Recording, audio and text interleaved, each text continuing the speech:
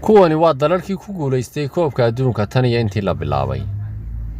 1930 oo koobka adduunka laga bilaabay waxa qaaday dalka Uruguay 1934 waxa qaaday dalka Talyaaniga amba Italy isla 1938 waxa qaaday Talyaaniga 1950 oo dib loo bilaabay kadib markii koobka adduunka uu joojiyay dagaalkii adduunka iyana waxa qaaday dalka Uruguay 1954 waxa qaaday Germany amba Jarmalka 1958 waxa qaaday dalka Brazil 1962 waxa qaaday dalka Uruguay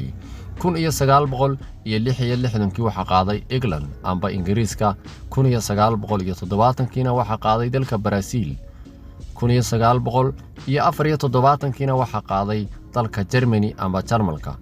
1978 waxa qaaday dalka Argentina 1982 waxa qaaday Italy amba Talyaaniga 1986 waxa qaaday Argentina 1990 waxa qaaday Germany amba Jarmalka 1994 waxa qaaday dalka Brazil 1998 waxa qaaday Faransa amba dalka Faransiiska 2002 waxa qaaday dalka Brazil 2006 waxa qaaday dalka Talyaaniga